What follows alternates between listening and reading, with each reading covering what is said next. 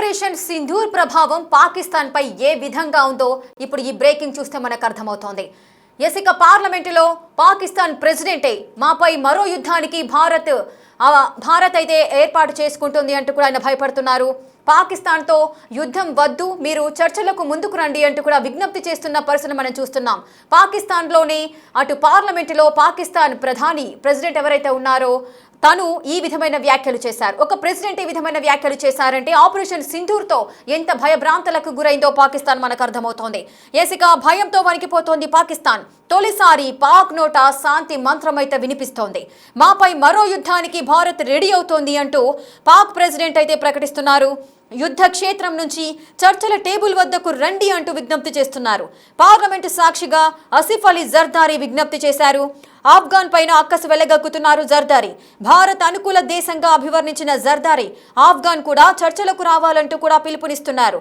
ఇక భారత్ మళ్లీ దాడి చేస్తే ఎలా అన్న భయంతో పాకిస్తాన్ ఉంది. ఇప్పటికే పీకల్లోతు ఆర్థిక కష్టాల్లో ఉంది పాకిస్తాన్. ఇక అప్పుల కోసం ప్రపంచ దేశాల ముందు కూడా క్యూ కడుతోంది. ఇప్పుడు భారత్ అటాక్ చేస్తే కోలుకోవడం కష్టమనే భయంతో ఉంది పాకిస్తాన్. అందుకే చర్చలు అంటూ శాంతి మంత్రం జపిస్తోంది అంటూ కూడా మరికొంతమంది అభిప్రాయాన్ని వ్యక్తం చేస్తున్నారు. ఇక ఆపరేషన్ సింధూర్ ఎఫెక్ట్ అనేది పాకిస్తాన్ పైన ఏ విధంగా ఉందో ఈ న్యూస్ చూస్తే మనకు అర్థమవుతోంది. మరోసారి భారత్ దాడి చేసే అవకాశం ఉంది. ఆ దాడికి సిద్ధమవుతోంది భారత్ అంటూ కూడా వారు భయపడుతున్నారు. సో యుద్ధ క్షేత్రం నుంచి బయటకు వచ్చి చర్చల ద్వారా శాంతియుత ఉండాలి అంటూ కూడా పాకిస్తాన్ ప్రెసిడెంట్ కోరుతున్న పరిస్థితులను మనం చూస్తున్నాం. ఏకంగా పార్లమెంటు సాక్షిగానే ఆసిఫ్ అలీ జర్దారీ ఈ విజ్ఞప్తి చేశారు. మనం చూడొచ్చు, ఆఫ్ఘాన్ పైన కూడా ఆయన అక్కసు అయితే వెళ్ళగక్కుతున్నారు. అటు భారత్ అయితే అనుకూల దేశంగా ఉంది అంటూ కూడా ఆయన అభివర్ణిస్తున్నారు. మరి ఏంటి, ఎందుకు భారత్ని ఈ విధంగా అభివర్ణిస్తున్నారు అనే క్వశ్చన్స్ కూడా రేజ్ అవుతున్నాయి. ఎందుకంటే భారత్ ఏ విధంగా దాడి చేసింది, సో దీనికి సంబంధించి ఆపరేషన్ సింధూర్ చేపట్టడానికి గల కారణాలు ఏంటో మనందరికీ తెలుసు. ఈ నేపథ్యంలో ఆపరేషన్ సింధూర్తో వారైతే భయపడ్డారు. కానీ పాకిస్తాన్ ప్రెసిడెంట్ ఈ విధమైన వ్యాఖ్యలు చేయడానికి గల కారణాలేంటి? For another war. As a lifelong advocate of regional peace, I would not recommend it. Today, trapped in the strategic short-sightedness, India's leaders said they are preparing for another war. As a lifelong advocate of regional peace, I would not recommend it. Today, trapped in the strategic short-sightedness, India's leaders said they are preparing for another war. As a lifelong advocate of regional peace, I would not recommend it. Today, trapped in the strategic short-sightedness, India's leaders said they are preparing for another war. As a lifelong advocate of regional peace, I would not recommend it. Today, trapped in the strategic short-sightedness, India's leaders said they are preparing for another war. As a lifelong advocate of regional peace, I would not recommend it. Today, trapped in the strategic short-sightedness, India's leaders said they are preparing for another war. As a lifelong advocate of regional peace, I would not recommend it. Today, trapped in the strategic short-sightedness, India's leaders said they are preparing for another war. As a lifelong advocate of regional peace, I would not recommend it. Today, trapped in the strategic short-sightedness, India's leaders said they are preparing for another war. As a lifelong advocate of regional peace, I would not recommend it. Today, trapped in the strategic short-sightedness, India's leaders said they are preparing for another.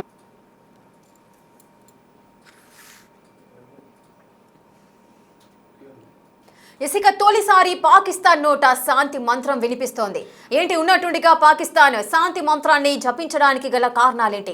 Bharat మాపై మరో యుద్ధానికి తెర తీస్తోంది అంటూ కూడా వారు అభిప్రాయాన్ని వ్యక్తం చేస్తున్నారు. పార్లమెంటు సాక్షిగానే పాకిస్తాన్ ప్రెసిడెంట్ ఈ విధమైన వ్యాఖ్యలు చేశారు. భారత్ మాపై మరో యుద్ధానికి సిద్ధమవుతోంది అని. నిజంగానే భారత్ పాకిస్తాన్ పై మరో యుద్ధం చేయడానికి సిద్ధంగా ఉందా?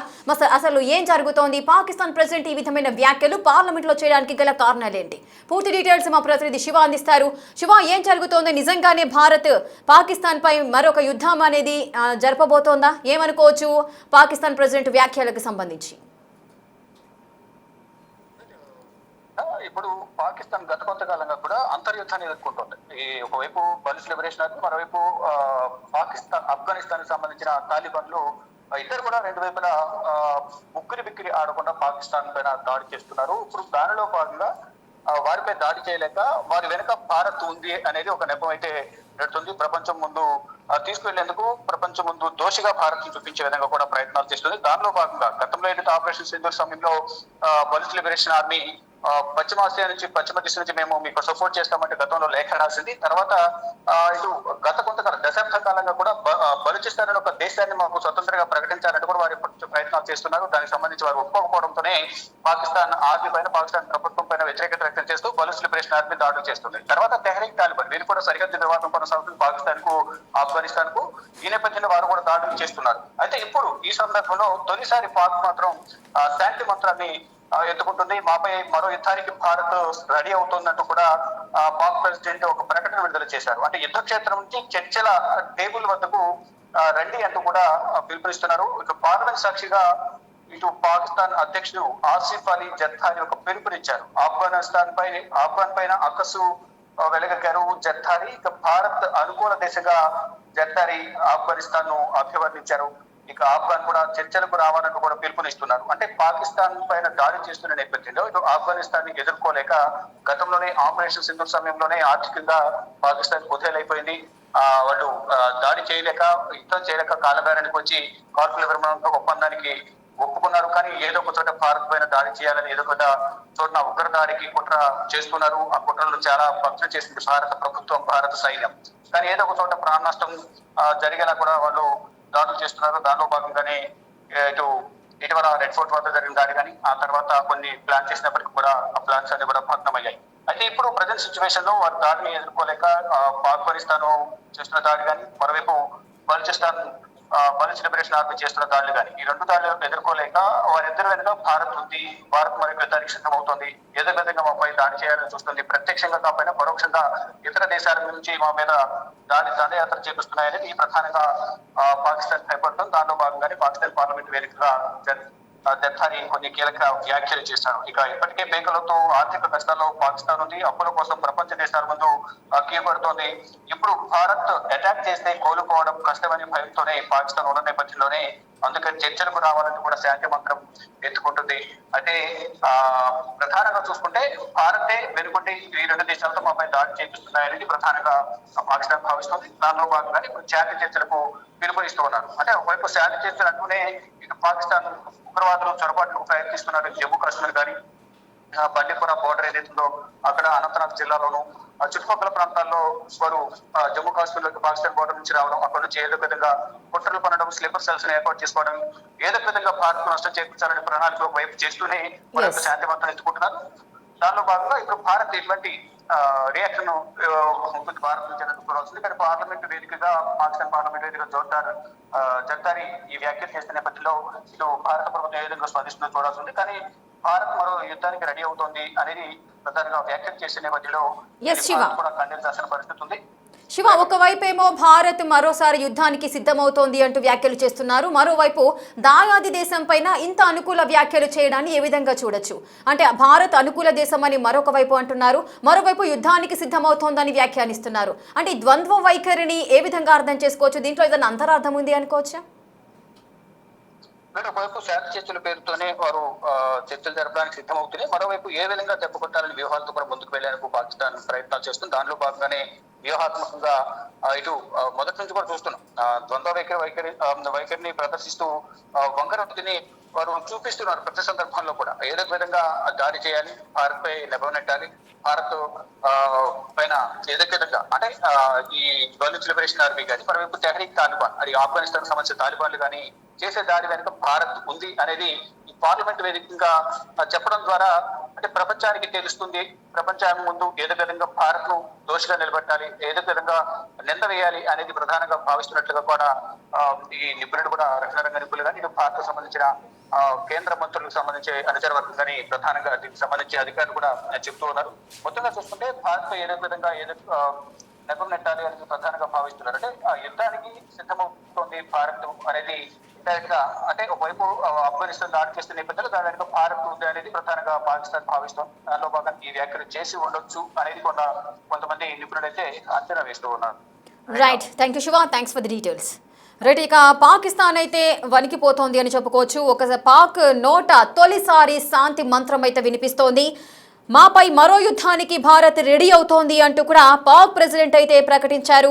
యుద్ధ క్షేత్రం నుంచి చర్చల టేబుల్ వద్దకు రండి అంటూ పార్లమెంటు సాక్షిగా ఆసిఫ్ అలీ జర్దారీ విజ్ఞప్తి చేస్తున్నారు. ఆఫ్ఘన్ పైన అక్కసు వెలగక్కుతున్నారు జర్దారీ పార్లమెంటు సాక్షిగానే. అటు భారత్ అనుకూల దేశం అంటూ ఒకవైపు, అదేవిధంగా భారత్ మరో యుద్ధానికి దారి తీస్తోంది అంటూ కూడా మరొక వైపు, ఈ విధమైన ద్వంద్వ వైఖరితో పాకిస్తాన్ ప్రెసిడెంట్ పార్లమెంటు సాక్షిగా ఈ విధమైన వ్యాఖ్యలు చేశారు. మరి ఏం జరగబోతోంది అంటూ కూడా చర్చలు అయితే జరుగుతున్నాయి. అటు ఆఫ్ఘన్ కూడా చర్చలకు రావాలి, అదేవిధంగా భారత్ అనుకూల దేశంగా అని అభివర్ణిస్తున్నారు. భారత్ మళ్లీ దాడి చేస్తే పరిస్థితి ఏంటి అనే కోణంలో వారంతా ఆందోళన చెందుతున్నట్టుగా కనిపిస్తోంది. ఇప్పటికే పాకిస్తాన్ అయితే పీకల్లోతు ఆర్థిక కష్టాల్లో అయితే ఉంది. అటు అప్పుల కోసం ప్రపంచ దేశాల చుట్టూ కూడా తిరుగుతూ క్యూ కడుతున్న పరిస్థితులు నెలకొన్నాయి. ఇప్పుడు భారత్ ఒకవేళ అటాక్ చేస్తే కష్టం అనే భావనలో కూడా పాకిస్తాన్ ఉన్నట్టుగా మనకు కనిపిస్తోంది. మరి ఏం జరగబోతోంది అన్న కోణంలో విశ్లేషకులు అయితే ఆలోచిస్తున్న పరిస్థితి నెలకొంటున్నాయి. ఒకవైపు భారత్ మాపై మరో యుద్ధానికి సిద్ధమవుతోంది అని వ్యాఖ్యానించడం, మరోవైపు భారత్ అనుకూల దేశం ఆఫ్ఘన్ కూడా చర్చలకు రావాలి అంటూ కూడా ఆఫ్ఘనిస్తాన్ కూడా చర్చలకు పిలవడం, యుద్ధ క్షేత్రం నుంచి చర్చల వద్దకు రండి అంటూ కూడా విజ్ఞప్తులు చేయడము ఏ విధంగా చూడొచ్చు అనేది కూడా చాలా మంది మదిని తోలుస్తున్న ప్రశ్న ఇది. సో ఈ ద్వంద్వ వైఖరికి సంబంధించి కూడా అనేక ప్రశ్నలు లేవనెత్తుతున్నాయి. మరి ఏం జరగబోతోంది అనేది చూడాలి. Short-sightedness, India's leaders said they are preparing for another war. As a lifelong advocate of regional peace, I would not recommend it. Today, trapped in the strategic short-sightedness, India's leaders said they are preparing for another war. As a lifelong advocate of regional